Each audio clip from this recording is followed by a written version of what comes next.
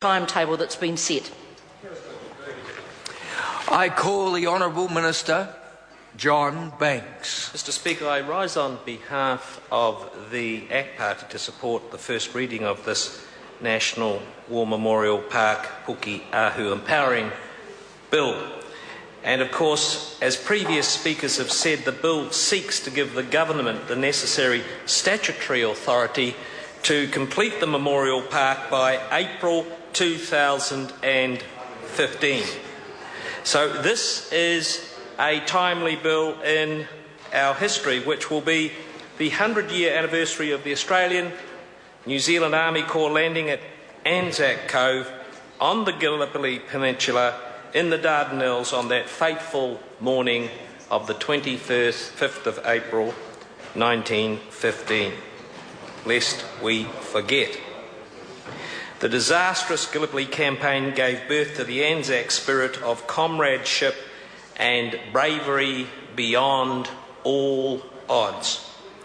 It contributed much to our sense of national identity. And this bill, this empowering bill, is as much about national identity as it is about an empowering bill that will enable us to put in place a long-living memorial to those brave souls who lost their lives in such great numbers on that first day and first days thereafter, the 25th of April 2015.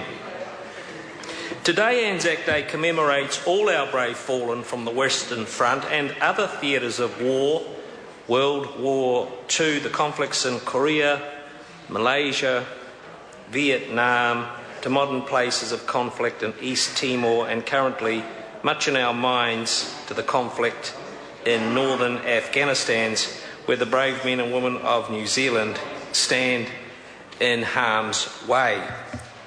In Anzac Day, we still celebrate the close bonds of friendship and family with our Australian cousins and our shared sacrifice at Gallipoli since then with our Australian cousins.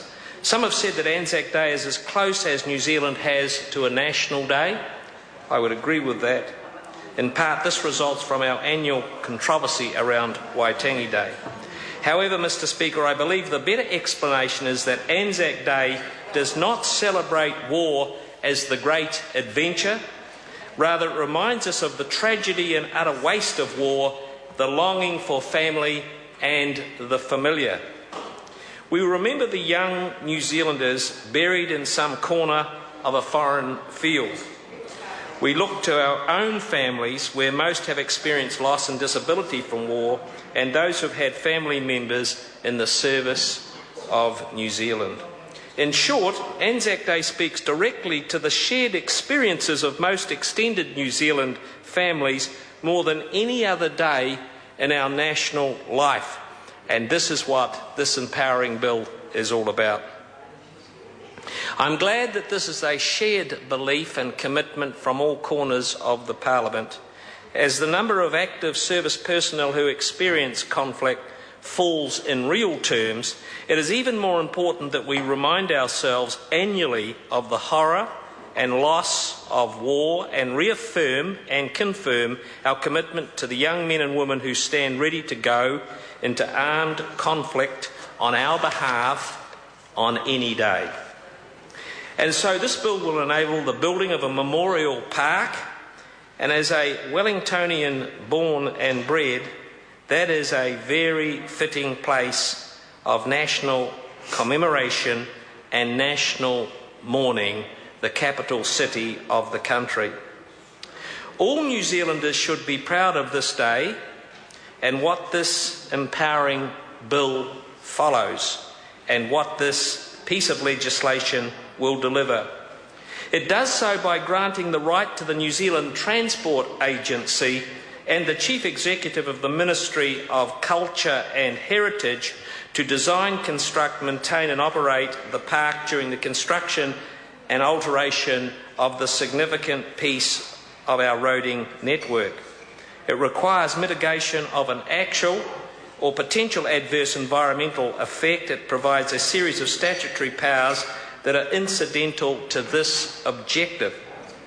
The extensive schedules to the bill, which runs into a mind-numbing 92 pages, essentially provides what would be in a resource consent issued by the Wellington Regional Council and the Wellington City Council. In essence, the project is to cut in Coverbuckle Street to develop a contiguous park directly linked to the Hall of Memories and the Tomb of the Unknown Soldier. And I salute all of those who have been responsible for the design of this everlasting memorial and the complexities of what they have been given and what they've had to work with. This, of course, will provide appropriate space for ceremonies involving our service personnel and a place for memorials for those nations who are closest to us. I acknowledge the work of the Ministers Finlayson and Brownlee for their persistence and tenacity in delivering this today at this time for this memorial. I also place on record the contribution of the Wellington City Council, and in particular the outstanding individual Ian McKinnon, the Deputy Mayor of the Wellington City Council. We hope that the Memorial Park will be a place where New Zealanders will visit to reflect and remember our fallen. This is a bipartisan memorial, and I salute all of those former Prime Ministers, Ministers of Arts and Culture, and Members of Parliament from the Wellington District who have committed to this memorial and who will vote for this today through their affiliations in this Parliament. So it's with some caution I want to make this observation to the House in passing, Mr Deputy Speaker. I accept fully the Government's contention that this worthy project cannot be completed in 18 months, and in most other developed countries it could easily be completed within 18 months, within a standard consenting process. And this speaks not to the complexity of this worthy project, but rather to the unwieldy effect of the RMA 1991. And I sat in this Parliament, opposite on the front bench of this Parliament, and then on the government side of this Parliament in 1991, where at 11 o'clock at night, in a third reading, 7-minute dissertation by the Minister of the time, the RMA was posted unanimously onto the statute books by this Parliament, with little understanding of the consequences that would follow the implementation and interpretation of the RMA over 20 years, and it has been in general terms a complete disaster for growth, investment and jobs to this nation. And that's why the ACT Party is at the forefront of 2 tranches of reform to the RMA, which is well overdue. And if there's one flagpole that should be attended to today and a flag raised, it is the flag for democracy, it is for the flag for private property ownership, and it is the flag for development, growth and jobs that is well overdue here. So, Mr Speaker, we should not replicate the RMA hijinks that cost the constituent ratepayers of the Auckland City Council $10 million in cost overruns on building the refurbished, redeveloped art gallery in Auckland City. $10 million of political hijinks around the RMA and the Environment Court by a litigious handful of people that cost us so much money. It is entirely appropriate that we continue to expand and perfect our freedoms so that those who were sent and did not return, that are listed on the battlefields around this Parliament, are not disappointed in this new century around an Act of Parliament that stops sensible stuff like this happening.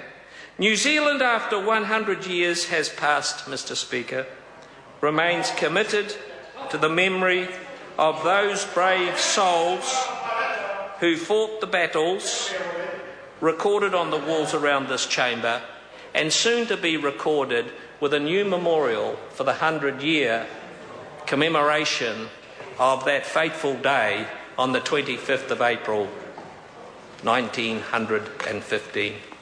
Point of order, Mr Speaker. Point of order, the Honourable Mr Annie Speaker, King. I wonder if you could give the member who's just resumed his seat the opportunity to correct his Hansard in that it wasn't the Labour Party that passed the RMA, it was the National Party. Order. That is a debatable issue, and the member is a very, very experienced one. This is the truth, Mr Speaker. I call the Honourable Member